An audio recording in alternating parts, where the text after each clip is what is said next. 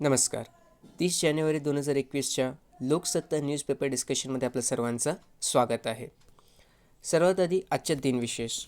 आज आहे 30 जानेवारी आणि दरवर्षी आपण 30 जानेवारी हा जो दिवस आहे त्याला हुतात्मा दिन म्हणून साजरा करतो. कारण आजच्याच दिवशी सन 1948 रोजी भारताचे जे राष्ट्रपिता आहेत महात्मा गांधीजी यांची हत्या नाथूराम गोडसे नावाच्या इसमानी केली होती. आणि तेव्हापासूनच आपण 30 जानेवारी हा जो दिवस आहे त्याला हुतात्मा दिन म्हणून साजरा करतो. ओके, चला मागचा न्यू डिस्कशन सुरू करूया. पहिली जे न्यूज आहे ते आहेत आर्थिक पाहणी अहवाल सादर, पुढील वर्षी 11% वृद्धीची आस, अर्थ उभारीच्या आशावादी सूर. ओके, आता हायलाईट्स काय ते सुद्धा आपण बघून घेऊ. तर एप्रिल ते नोव्हेंबर 2020च्या कल पाहता वित्तीय तुटीत लक्षणीय वाढीची शक्यता. आता वित्तीय तूट आणि वेगवेगळ्या प्रकारचे तुटी काय असतात ते आपण कालच्या न्यूज डिस्कशनमध्ये कवर केलं आहे. तुम्ही पुन्हा त्याला व्हिडिओ बघून रिवाईज करू शकता. ठीक आहे, व्हिडिओज आपल्या चॅनलवरती अवेलेबल आहे, तर त्याला रिवाईज करा आणि लक्षात ठेवा revision is the key to success. ठीक आहे, पुन्हा पुन्हा रिवाईज करा गोष्टी, तरच ते लक्षात राहतील. दुसरा हायलाईट होता 17 वर्षानंतर प्रथमच चालू खात्यावर मोठी वरकड राहण्याची आशा आहे. टाळेबंदीमुळे लाखभर लोकांचा जीव वाचला. कोरोना रुग्णसंख्या 37 लाखापर्यंत राखण्यात यश आलं आहे. सार्वजनिक आरोग्य सेवांवर खर्चात तिप्पटीने वाढ आवश्यक आहे. शिक्षण क्षेत्रात विषमतेवर ऑनलाईन शिक्षण हाच उतारा. भारताच्या निम्न पतमानांकनात अर्थवास्तव प्रतिबिंबित होत नसल्याची टीका. अनुदानात वाढीने नव्हे तर अर्थवृद्धीवर भर देऊन दारिद्र्य निर्मूलन शक्य. पतगुणवत्ता मूल्यांकनातून बँकांचा ताळेबंदाचे तातडीने शुद्धीकरण आवश्यक. ओके, तर हे सर्व हायलाईट्स कुठले कसले बरं, तर आर्थिक पाहणी अहवालाचे.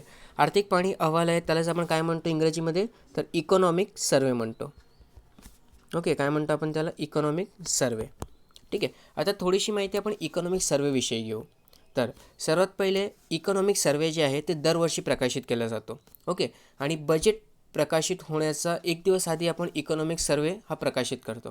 किंवा एक जनरल टर्ममध्ये सांगितलं तर बजेट प्रकाशित होण्याचा आधी आपण इकॉनॉमिक सर्वे प्रकाशित करतो. आपण म्हणजे कोण, तर मिनिस्ट्री ऑफ फिनान्स. ओके, लक्षात ठेवा बजेट आणि इकॉनॉमिक सर्वे दोन्हीही जे डॉक्युमेंट्स आहेत त्याला मिनिस्ट्री ऑफ सर्वे प्रिपेअर करते.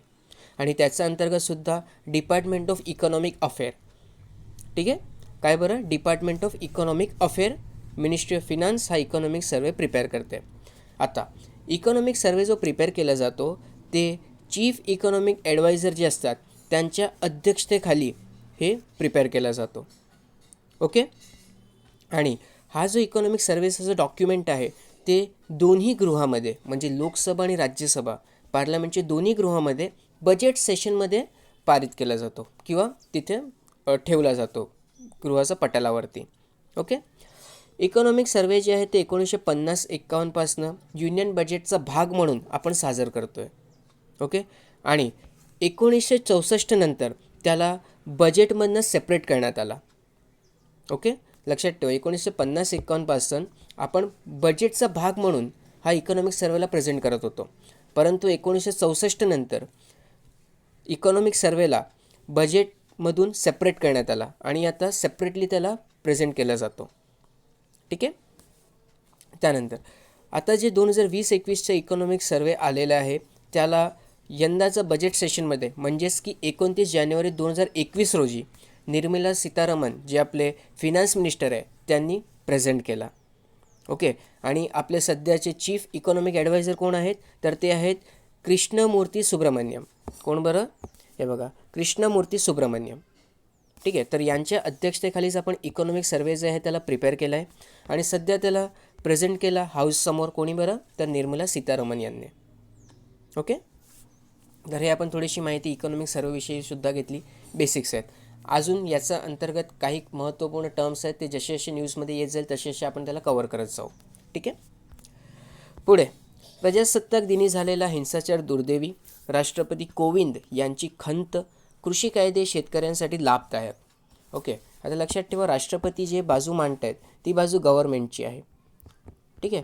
आणि गव्हर्नमेंट जसं सांगते तसं राष्ट्रपती इथे येऊन स्वतःचं भाषण देतात. आता लक्षात घ्या आर्टिकल 85. ठीक आहे. आर्टिकल 85च्या अंतर्गत आपण काय सांगण्यात आलेलं आहे की प्रत्येक अधिवेशन जे आहे त्याला बोलवण्याचं आणि त्याला थांबवण्याचा किंवा त्याला समाप्त करण्याचा हा जो अधिकार आहे तो कोणाकडे असतो, तर तो प्रेसिडेंटकडे असतो. ठीक आहे. आर्टिकल 85मध्ये आपण बघितलं आहे की समन, प्रोरोग आणि डिझॉल्व हे तीनही जे अधिकार आहेत ते कोणाकडे आहेत, ते राष्ट्रपतीकडे आहेत. ठीक आहे. आता अजून एक महत्त्वाची गोष्ट म्हणजे काय की प्रत्येक जनरल इलेक्शननंतर, ठीक आहे, 5 वर्षांचे जनरल इलेक्शन्स होतात, तर प्रत्येक जनरल इलेक्शननंतर जे पहिलं अधिवेशन होतं ना, ठीक आहे, पहिलं अधिवेशन होतं त्याच्यामध्ये राष्ट्रपती हे संभाषण देतात. ओके. आणि तसंच दरवर्षी, ठीक आहे, लक्षात घ्या दरवर्षी जो पहिला अधिवेशन होतो, ठीक आहे, तर त्याच्यामध्ये सुद्धा जे राष्ट्रपती असतात ते स्वतःचं संभाषण देतात. Very important. काय बरं, प्रत्येक जनरल इलेक्शननंतर जी कुठलाही पहिला सेशन होणार त्याच्यामध्ये राष्ट्रपती स्वतःचं संभाषण देणार. ओके. त्यानंतर दरवर्षी जे काही पहिला सेशन असतो त्याला राष्ट्रपती हे संबोधित करतात, संभाषण देतात किंवा संबोधित करतात एकच आहे. ठीक आहे. ॲड्रेस करतात, इंग्रजीमध्ये काय म्हणतात त्याला आपण ॲड्रेस करतात. ओके. तर हे 2 टर्म्स लक्षात ठेवा बरं का. प्रत्येक जनरल इलेक्शननंतर पहिली मीटिंग असते तेव्हा आणि प्रत्येक वर्षाचा पहिला सेशन याला ॲड्रेस कोण करतं, तर ते प्रेसिडेंट करतात. आणि यंदाचं बजेट सेशन आहे, बजेट सेशन 3 महिन्याचा असतो, फेब्रुवारी, मार्च, एप्रिलपर्यंत चालतो तो. ठीक आहे. आणि या वर्षाचा पहिला सेशन आहे ना, म्हणून त्याला ॲड्रेस जो केला आहे तो कोणी केला आहे, आपले राष्ट्रपती रामनाथ कोविंदजी यांनी. ओके. आणि तेव्हाच या ॲड्रेसमध्येच त्यांनी सांगितलं की प्रजासत्ताक दिनी जे काही हिंसाचार झाला तो खूप जास्त दुर्दैवी होता. ओके. आणि कृषी कायदे जे आहेत ते शेतकऱ्यांचा लाभदायक आहेत म्हणून. पुढे टाळेबंदीच्या धाडसचे जोरकस समर्थन कशामध्ये करण्यात आले, तर ते इकॉनॉमिक सर्वेमध्ये करण्यात आले. आता इकॉनॉमिक सर्वेमध्ये काही हायलाईट्स होते, त्यांचं इथे थोडंसं एक्सप्लेनेशन दिलं गेलं आहे, ते आपण बघून घेऊया. तर शैक्षणिक असमानतेवर ऑनलाईन शिक्षणच उतारा. वर्ष 2020च्या एसर वार्षिक सर्वेक्षणाचा हवाला देत ग्रामीण भारतातील सरकारी आणि खाजगी शाळांमधील स्मार्टफोन असणाऱ्या विद्यार्थ्यांचे प्रमाण हे 2018 सालातील 36.5% 2020 सालात 61.8% झाले आहे, असे आर्थिक पाहणी अहवालाने नमूद केले आहे. म्हणूनच ई शिक्षणाचा प्रभावी वापर केल्यास ग्रामीण व शहरी भागातील डिजिटल दरी भरून निघण्यास लिंग, वय आणि उत्पन्न स्तर या घटकांमुळे दिसणाऱ्या निकालातही असमानतेला संपुष्टात आणणे जाईल, असा विश्वास पाहणी अहवालाने व्यक्त केला आहे. ठीक आहे. लक्षात ठेवा एसर रिपोर्ट जे आहे ना ते खूप जास्त इम्पॉर्टंट आहे. ठीक आहे. आणि एसरविषयी आपण आधी पण आपल्या डिस्कशनमध्ये म्हणजे इन्फॉर्मेशन घेतली आहे एसरविषयी. ठीक आहे. तर त्याची मी लिंक तुम्हाला डिस्क्रिप्शन बॉक्समध्ये प्रोव्हाइड करून देईन, तर त्याच्याविषयीसुद्धा तुम्ही एकदा रिव्हिजन करून घ्या. ठीक आहे. एसर खूप जास्त महत्त्वाचं आहे हां का, लक्षात घ्या. आता दुसरं काय हायलाईट होतं, तर दुसरा हायलाईट होता की आरोग्य सेवेवरील खर्च तिप्पट. तर सरकारचं राष्ट्रीय आरोग्य धोरण 2017 आरोग्य क्षेत्रावर सकल राष्ट्रीय उत्पन्नाचा 1% 2.5 ते 3% खर्च करण्याचा उद्दिष्टाचा उल्लेख करत या क्षेत्रावर सरकारी खर्चाचे प्रमाण 65% 30% आणण्याचे पाऊल उचलण्याची आवश्यकता प्रतिपादन करण्यात आली आहे. कोविड कालावधीत आरोग्य सेवेवरील खर्च येत्या कालावधीत विस्तारताना तो अन्य मार्गाने करण्यावर भर देण्यात आला आहे. आयुष्यमान भारतबरोबरच राष्ट्रीय आरोग्य धोरणाची अंमलबजावणी यापुढील कालावधीत व्हायला हवी असे नमूद करण्यात आले आहेत. ओके.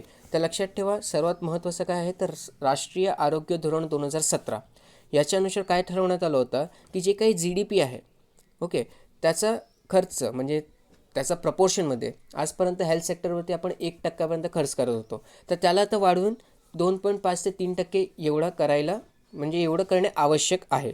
ओके.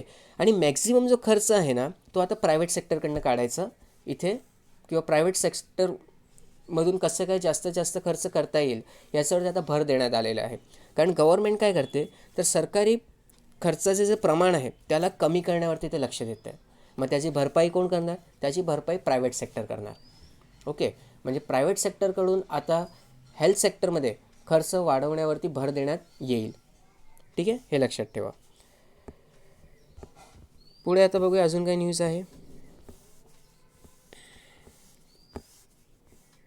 ओके, साखर महागण्याची शक्यता आहे. ठीक आहे, तर साखर कारखान्यांना 14 दिवसांमध्ये रास्त व किफायतशीर किंमत FRP द्यावी लागते. ठीक आहे, आता लक्षात ठेवा की आपण MSP बघितला होता. ठीक आहे, MSPचा काय होता, तर मिनिमम सपोर्ट प्राईस. ठीक आहे, MSPच्या माध्यमातून काय होतं की मार्केटमध्ये जेव्हा एखादी कमोडिटी किंवा एखाद्या वस्तूचा भाव खूप जास्त कमी होतो, ओके, तेव्हा जर शेतकऱ्यांनी तो माल मार्केटमध्ये विकला तर त्याला उत्पादना एवढं पैसासुद्धा भेटत नाही. तर MSPच्या माध्यमातून काय होते की जेव्हा मार्केटमध्ये भाव खूप जास्त घसरलेला असतो तेव्हा उत्पादनाचा कमीत कमी 1.5 पट एवढी किंमत शेतकऱ्याला भेटावी, त्यामुळे MSP हा अशी एक संकल्पना आणण्यात आली, ज्याच्या माध्यमातून APMC मंडीमध्ये जेव्हा शेतकरी स्वतःचा माल घेऊन जातो आणि तिथे विकतो तेव्हा भले मार्केटमध्ये प्राईस कमी असेल परंतु त्याला उत्पादनाचा 1.5 पट एवढं तरी अनुदान म्हणण्यापेक्षा एवढी तरी किंमत त्याचा मालाची त्याला दिली जाते. ठीक आहे, हा होता बेसिक MSPचा कन्सेप्ट. मिनिमम 1.5 पट असेल, त्यापेक्षा जास्तसुद्धा असू शकते. ओके, आता लक्षात ठेवा CACP. ठीक आहे, CACP काय होता, तर कमिटी ऑन ॲग्रिकल्चर. एक मिनटं. हां, मग CACP काय असते, तर commission for agriculture cost and prices. ठीक आहे, तर CACP जे आहे ते MSP डिसाईड करते आणि त्याला अप्रुव्हल करायचं काम हा cabinet committee on economic affairs करते. ठीक आहे, आणि cabinet committee on economic affairs जे असतात त्याचे अध्यक्ष कोण असतात, तर त्याचे अध्यक्ष आपले पंतप्रधान असतात. ठीक आहे, आता जे काही कमोडिटीज आहेत त्यांच्यावरती आपण बघितलं की मॅक्झिममवरती आपण MSP डिसाईड करतो. परंतु लक्षात ठेवा जे काही आपले शुगर केन असतात, ठीक आहे, शुगर केन, ओके, किंवा ज्याला आपण मराठीमध्ये ऊस म्हणतो, तर ऊसवरती FRP दिला जातो, फेअर अँड रिम्युनरेटिव्ह प्राइसेस. ठीक आहे, लक्षात घ्या, शुगर जे आपलं ऊस असते ऊसवरती MSP न देता FRP दिला जातो. ओके, FRP काय, फेअर अँड रिम्युनरेटिव्ह प्राइसेस. आता FRPचा फंडा MSP सारखाच आहे, परंतु लक्षात ठेवा FRP जो आहे, ठीक आहे, ते जे काही इंडस्ट्रीज असतात म्हणजे शुगर जे आपले साखर कारखाने असतात, ठीक आहे, तर साखर कारखाने हा FRP देतात. म्हणजे शेतकरी जेव्हा साखर कारखान्यामध्ये स्वतःचा माल घेऊन जातो तर त्याच्या बदल्यामध्ये साखर कारखाने जे असतात तेच डिरेक्टली FRP देतात त्या शेतकऱ्याला. ओके, आणि हाच FRP जो असतो तो 14 दिवसाचा आतमध्ये देणे गरजेचं आहे. ठीक आहे, आता FRP जे असतात ते सुद्धा cabinet committee on economic affairs decide करते. ठीक आहे, परंतु देताना मात्र ते साखर कारखाने देतात डिरेक्टली कोणाला, तर शेतकऱ्याला. ओके, हे लक्षात ठेवा. आता आणि तो 14 दिवसाचा आतमध्ये देणे गरजेचं आहे. हे इथे हायलाईट होतं आहे. गेल्या वर्षी 107 लाख टन साखर शिल्लक आहे. यंदा आणखी 310 लाख टन साखरेचे उत्पादन होण्याची शक्यता आहे. यंदा 20 लाख टन इतके इथेनॉल निर्मिती होण्याचा अंदाज आहे. ठीक आहे, आपण बायोफ्युल पॉलिसी बघितलं होतं 2017चा, त्याचा अंतर्गत आपण बघितलं होतं इथेनॉल प्रोडक्शनविषयी. ठीक आहे, तर बायोफ्युल पॉलिसी 2017 जी आहे त्याच्याविषयी सुद्धा मी तुम्हाला लिंक प्रोव्हाइड करून टाकेन, तीसुद्धा एकदा रिवाईज करून घ्या. ठीक आहे, इम्पॉर्टंट आहे आणि आता रिव्हिजनच आपल्याला वाचू शकेन एवढं लक्षात ठेवा. ठीक आहे, मग रिवाईज करणे खूप जास्त गरजेचं आहे. पुढे, बदलत्या काळानुसार शिक्षकांनाही नवे प्रशिक्षण, UGCकडून मार्गदर्शक सूचना प्रसिद्ध. बदलत्या काळानुसार शिक्षकांचं प्रशिक्षणासाठी विद्यापीठ अनुदान आयोगाने म्हणजे UGCने mentorship of teachers in non technical stream या मार्गदर्शक सूचना तयार केल्या आहेत. कुठल्या आहे मार्गदर्शक सूचनेचं नाव काय आहे, mentorship of teachers in non technical stream. Okay, आता मूलभूत संवाद कौशल्ये, अध्यापन पद्धतीनुसार बौद्धिक संपदा, संशोधन आणि नवसंकल्पना, हरित आणि शाश्वत तंत्रज्ञान, कृत्रिम बुद्धिमत्ता आणि यंत्र शिक्षण अशा विविध घटकांचा त्यात समावेश असून या मार्गदर्शक सूचनांचा मसुद्यावर 6 फेब्रुवारीपर्यंत हरकती आणि सूचना नोंदवता येणार आहे. प्रादेशिक भाषातून शिकवण्याची क्षमता विकसित करण्यासाठी राष्ट्रीय प्रशिक्षण मोहीम म्हणजेच national mission for mentoring, national education technology forum स्थापन करण्याबाबत नव्या शिक्षण धोरणामध्ये नमूद करण्यात आले आहे. ठीक आहे, काय स्थापन करण्याबाबत, तर national education technology forum. Okay, तर याच्याविषयीची जी शिफारस आहे ते आपल्या नव्या शैक्षणिक धोरणांमध्ये नमूद करण्यात आली आहे. या पार्श्वभूमीवरच UGCने प्राध्यापक AC पांडे, व्हेरी इम्पॉर्टंट आहे, नाव लक्षात ठेवा, काय बरं, प्राध्यापक AC पांडे यांच्या अध्यक्षतेखाली 7 सदस्यांची समिती नियुक्त करून शिक्षकांच्या प्रशिक्षणासाठीचा मार्गदर्शक सूचना तयार केल्या आहेत. त्यानुसार शिक्षकांना 8 आठवड्यांचे प्रशिक्षण पूर्ण करावे लागेल. नवा प्रशिक्षणात शिक्षकांना मूलभूत संवाद कौशल्ये, अध्यापन यासह संशोधन आणि नवसंकल्पना, प्रकल्प नियोजन आणि व्यवस्थापन, व्यवसायाधारित संशोधन, बौद्धिक संपदा अधिकार, संस्थात्मक व्यवस्थापन आणि उद्योजकता यासह उदयोन्मुख अध्यापन पद्धती, अध्ययन विश्लेषण, अभ्यासक्रम निर्मिती, अभ्यासी शिक्षण, विधा विश्लेषण, कृत्रिम बुद्धिमत्ता आणि यंत्र शिक्षण, हरित आणि शाश्वत तंत्रज्ञान अशा विविध घटकाचे प्रशिक्षण दिले जाणार आहे. ओके, म्हणजे टीचर्स ट्रेनिंग याच्यावरती आता UGC फोकस करायला सुरुवात केली आहे आणि त्यासाठी नॅशनल एज्युकेशन टेक्नॉलॉजी फोरम याचीसुद्धा शिफारस जी आहे ते आपल्या नवा शैक्षणिक धोरणामध्ये करण्यात आलेली आहे. ओके, आणि सद्यस्थितीमध्ये आपण काय स्टार्ट करतो आहे, तो mentorship of teachers in non technical stream. ठीक आहे, चला पुढे बघूया अजून काय न्यूज आहे. व्यक्तिविशेषमध्ये शंकर सारडाविषयी माहिती दिली गेली आहे. यांच्याविषयी आपण काल जेवढी माहिती बघितली तेवढी पुरेशी आहे. ठीक आहे, इथे पुन्हा तेच रिपीट केलं गेलं आहे. नेक्स्ट जे आहे ते राष्ट्रीय युद्ध स्मारकाचे लोकार्पण. भारतीय लष्कराने 1971चा भारत पाक युद्धात मिळवलेला विजयाचा रौप्य महोत्सवानिमित्त 1998मध्ये या स्मारकाची उभारणी करण्यात आली. इंडियन एक्सप्रेस समूहाचा पुढाकाराने 15 ऑगस्ट 1998 रोजी महाराष्ट्राचे तत्कालीन राज्यपाल PC अलेक्झांडर यांच्या हस्ते या स्मारकाचे लोकार्पण झाले होते. ठीक आहे, प्रश्न येऊ शकतो बरं का, की आपलं जे राष्ट्रीय युद्ध स्मारक आहे त्याच्याविषयी खालील विधाने लक्षात घ्या आणि त्याच्यामध्ये तुम्हाला स्टेटमेंट्स दिले जातील. मग त्याच्यावरनं आपल्याला ओळखायचं आहे की कुठले स्टेटमेंट्स योग्य आहे आणि नाही ते. ठीक आहे, तर सर्वात पहिलं जे आपलं राष्ट्रीय युद्ध स्मारक आहे ते 1971चा भारत पाक युद्धात मिळालेला विजयाचा रौप्य महोत्सवानिमित्त बनवण्यात आलं होतं. ठीक आहे, आणि 15 ऑगस्ट 1998 रोजी महाराष्ट्राचे तत्कालीन राज्यपाल जे होते PC अलेक्झांडर यांच्या हस्ते या स्मारकाचे लोकार्पण झाले होते. स्वातंत्र्यानंतरच्या काळात भारतीय लष्कराचा 8 प्रमुख कारगिरी दर्शवणारे 8 शौर्यस्तंभ, विविध लढ्यांमधील शौर्यगाथांवर आधारित 4 भित्तिशिल्प आणि परमवीर चक्र सन्मानप्राप्त 21 जवानांची शिल्पेही उभारण्यात आलेली आहे. ओके, तर ही आपण माहिती घेतली कशाविषयी, राष्ट्रीय युद्ध स्मारकविषयी. पुढे बघूया. अच्छा, इथे एक थोडीशी न्यूज आहे आणि इम्पॉर्टंटसुद्धा आहे.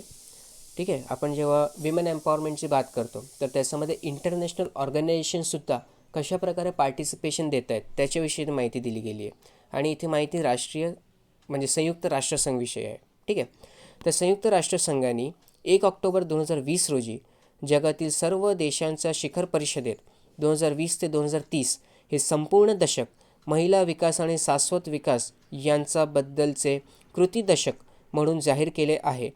या दृष्टिकोनातून या दशकामध्ये प्रत्येक देशाने स्वतःचा विकासाचा आराखडा मांडून आपण जी स्त्री विकास विषयक उद्दिष्ट 1995मध्ये ठरवली होती या उद्दिष्टांची किती परिपूर्ती झाली आणि त्यांचा अंमलबजावणीसाठी किती मनुष्यबळ निधी अपेक्षित आहे याचा ताळमेळ समोर ठेवायचा आहे.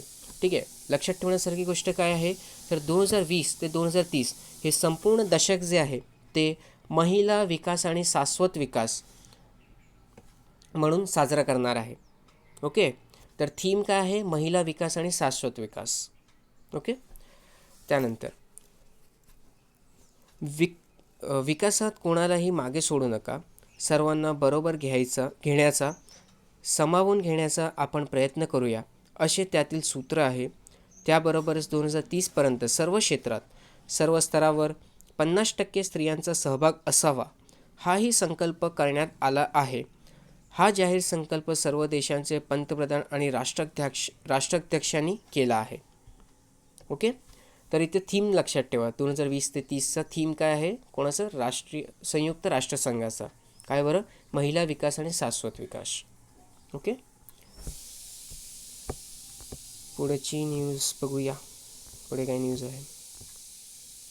ओके, तर पुढे तर काही इम्पॉर्टंट न्यूज नाही आहे. तर आपण एक काम करूया, 26 जानेवारीचा न्यूज डिस्कशन आपण कंडक्ट केला नव्हता, पण तिथे पद्म अवॉर्ड्सविषयी माहिती दिली गेली होती. तर आज आपण पद्म अवॉर्ड्सविषयी डिस्कशन करून घेऊया. ठीक आहे? ओके. सर्वात पहिलं आणि महत्त्वाचं म्हणजे काय, तर पद्म अवॉर्ड्स जे आहेत ते कुठल्या मिनिस्ट्रीच्या माध्यमातून जाहीर केले जातात. तर लक्षात ठेवा, मिनिस्ट्री ऑफ होम अफेअर्स. ठीक आहे, गृह मंत्रालय जे आहे ते पद्म अवॉर्ड्स जे असतात ते जाहीर करतात. ओके. आता पद्म अवॉर्ड्स जे आहेत त्याचे 3 प्रकार आहे, हे आपल्याला लक्षात घेतलं पाहिजे. ठीक आहे.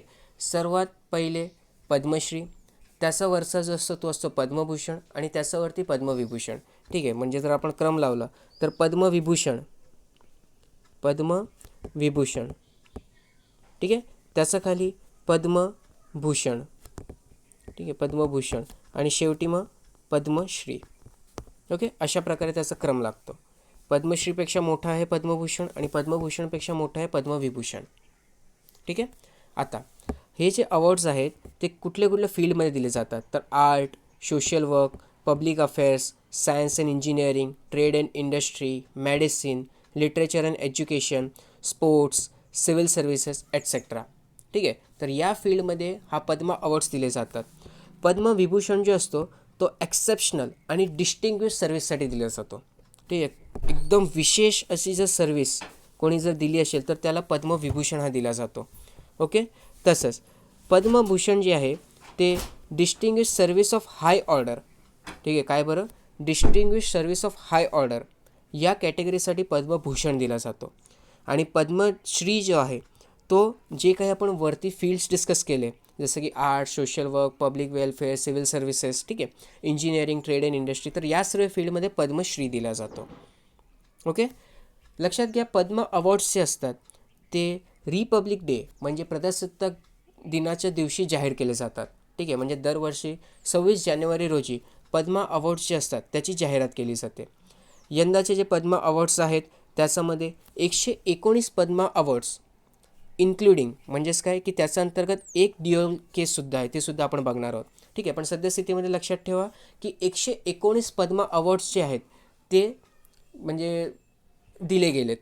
ठीक आहे, किती अवॉर्ड्स दिले गेले तर 119 पद्म अवॉर्ड्स दिले गेलेत. ओके. आणि त्याच्या अंतर्गत 7 पद्मविभूषण, 10 पद्मभूषण, ठीक आहे, आणि 102 पद्मश्री अवॉर्ड्स दिले गेलेत. नंबर इम्पॉर्टंट आहे, काय बरं, 7 पद्मविभूषण, 10 पद्मभूषण आणि 102 पद्मश्री अवॉर्ड दिले गेलेत. ठीक आहे. 29 स्त्रियांचा समावेश आहे या पद्मश्री अवॉर्ड्समध्ये. ठीक आहे, यंदाचे जे पद्म अवॉर्ड्स दिले गेलेत त्याच्यामध्ये 29 विमेन्स आहेत, म्हणजे स्त्री आहेत. त्याच्यामध्ये 10 जे आहेत, ओके, पद्म अवॉर्ड्समध्ये 10 जे आहेत ते फॉरेनर आहेत, NR आहेत, PIO आहेत किंवा OCI आहेत, पर्सन ऑफ इंडियन ओरिजिन, ठीक आहे, किंवा ओव्हरसीज सिटीझन ऑफ इंडिया. असे नामांकन किती आहेत तर ते 10 आहेत. आणि 16 जे अवॉर्डीज आहेत, ठीक आहे, त्यांना पोस्टथमस म्हणजे मरणोत्तर हा पद्म अवॉर्ड्स दिले गेलेत. आणि एक ट्रान्सजेंडरला सुद्धा हा पद्म अवॉर्ड देण्यात आलेला आहे. ओके. तर काय काय बघितलं आपण, एकूण 119 पद्म अवॉर्ड दिले गेलेत, त्यापैकी 7 पद्मविभूषण, 10 पद्मभूषण आणि 102 पद्मश्री आहेत. 29 विमेन्स म्हणजे 29 स्त्रीचा समावेश आहे. 10 व्यक्ती जे आहे ते फॉरेनर आहेत किंवा NR आहेत किंवा पर्सन ऑफ इंडियन ओरिजिन आहे किंवा ओव्हरसीज सिटीझन ऑफ इंडियन्स आहेत. ठीक आहे. त्यानंतर 16 लोकांना मरणोत्तर हा अवॉर्ड देण्यात आलेला आहे आणि एक ट्रान्सजेंडरसुद्धा देण्यात आलेला आहे. ठीक आहे. आता 7 पद्मविभूषण जे देण्यात आले ते कोणाकोणाला देण्यात आले. पहिला श्री शिंझो आबे, त्यांना पब्लिक अफेअर्स या फील्डमध्ये देण्यात आला आणि ते जपान या देशाचे नागरिक आहेत. दुसरं श्री SP बालसुब्रमण्यम यांना आर्ट फील्डमध्ये पोस्टमसली म्हणजे मरणोत्तर हा पद्मविभूषण अवॉर्ड देण्यात आलेला आहे. ठीक आहे, आणि ते तामिळनाडू या राज्याचे रहिवासी आहे. डॉक्टर बेले मोनप्पा हेगडे यांना मेडिसिन या फील्डमध्ये पद्मविभूषण देण्यात आलेलं आहे आणि ते कर्नाटकाचे रहिवासी आहेत.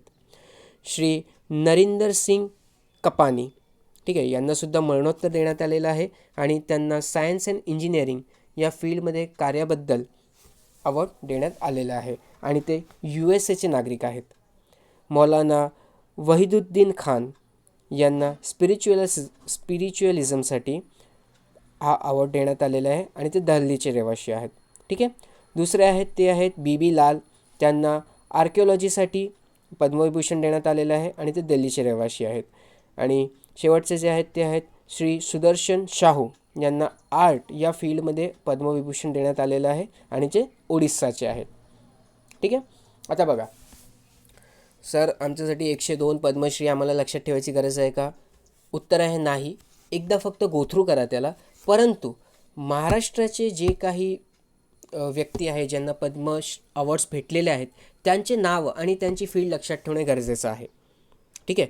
आता लक्षात घ्या की यंदाचे जे पद्म अवॉर्ड्स आहेत त्यापैकी 6 मेंबर्स जे आहेत, ठीक आहे, किंवा 6 अवॉर्डीज जे आहेत ते महाराष्ट्रातून आहेत. आणि त्यापैकी एक जे आहेत त्यांना पद्मभूषण भेटलेलं आहे. बाकीचे जे 5 आहेत त्यांना पद्मश्री देण्यात आलेलं आहे. ठीक आहे. तर लक्षात घ्या, श्री रजनीकांत देवीदास श्रॉफ. कोण बरं? श्री रजनीकांत देवीदास श्रॉफ हे महाराष्ट्राचे आहेत आणि त्यांना पद्मभूषण देण्यात आलेलं आहे. फील्ड कुठली आहे? तर ट्रेड अँड इंडस्ट्री. ठीक आहे. आता महाराष्ट्राचे जे काही व्यक्ती आहेत किंवा जे काही अवॉर्डीज आहेत त्यांचं विषयी आपल्याला माहिती घेणे गरजेचं आहे. ठीक आहे. आणि त्यांचे नावसुद्धा लक्षात ठेवणे गरजेचं आहे. सर्वात पहिले कोण आहेत? तर श्री रजनीकांत देवीदास श्रॉफ, महाराष्ट्राचे रहिवासी आहेत ते, आणि त्यांना ट्रेड अँड इंडस्ट्रीमध्ये हा अवॉर्ड देण्यात आलेला आहे. ठीक आहे. आता बाकीचे जे 5 आहेत त्यांना आपण काय करणार आहोत? तर त्यांना पद्मश्री अवॉर्ड देण्यात आलेले आहे. आता ते कोण कोण आहेत ते सुद्धा आपण बघून घेऊ. सर्वात पहिले आहेत ते आहेत श्री परशुराम आत्माराम गंगावणे. ठीक आहे. यांना आर्ट या फील्डमध्ये अवॉर्ड देण्यात आलेला आहे आणि ते सुद्धा महाराष्ट्राचे आहेत. पुढे श्री नामदेव सी कांबले यांना लिटरेचर अँड एज्युकेशन या फील्डमध्ये अवॉर्ड देण्यात आलेला आहे. त्यानंतर पुढे आहेत ते आहेत मिस जसवंतीबेन जमनादास पोपट, यांनासुद्धा ट्रेड अँड इंडस्ट्री या फील्डमध्ये अवॉर्ड देण्यात आलेले आहेत. आणि लिज्जत पापड आपण जे बोलतो, ठीक आहे, तर लिज्जत पापड या संस्थाचे ते संस्थापक आहेत. पुढे श्री गणेश प्रभुने यांना सोशल वर्कसाठी हा पद्मश्री अवॉर्ड देण्यात आलेला आहे. नेक्स्ट आहेत ते आहेत मिस सिंधुताई सपकाळ, यांनासुद्धा सोशल वर्कसाठी अवॉर्ड देण्यात आलेले आहेत. आणि हे जे काही अवॉर्डीज आहेत ते महाराष्ट्रामधनं आहे. ठीक आहे. तर आपण पद्म अवॉर्ड्सविषयी माहिती घेतली. बाकीचे जे शौर्य अवॉर्ड्स आहेत त्याच्याविषयीसुद्धा आपण आपल्या येणाऱ्या पुढच्या डिस्कशनमध्ये कवर करणारच आहोत. ठीक आहे. पण आजचा जो डिस्कशन आहे त्याच्यामध्ये आपण पद्म अवॉर्ड्सविषयी जे काही महत्त्वाचे फॅक्ट्स होते त्याला आपण डिस्कस करून घेतलं आहे. ठीक आहे. तर याचे नोट्स बनवून घ्या. आता प्रत्येक व्यक्तीवरती सुद्धा आपल्याला थोडीशी माहिती घेणे गरजेचं आहे, परंतु ते आपण आपल्या लेक्चरमध्ये कवर करूया. ठीक आहे. तर आजच्या न्यूज डिस्कशनमध्ये एवढीच माहिती. हे जे PDF आहे ते मी तुम्हाला आमचं टेलिग्राम चॅनलवरती अवेलेबल करून देईन. ठीक आहे. बाकी काही डाऊट असल्यावरती तुम्ही ते कमेंट सेक्शनमध्ये मेन्शन करू शकतायत. आणि महत्त्वाचं म्हणजे नोट्स बनवत जा बरं का, सायमल्टेनियसली, कारण दरवेळी एवढे मोठे मोठे लेक्चर्स बसणे तुम्हालासुद्धा पॉसिबल होणार नाही आहे. ठीक आहे. तर सायमल्टेनियस नोट्स बनवत राहा. तर मग घरी राहा, सुरक्षित राहा, शिकत राहा. धन्यवाद.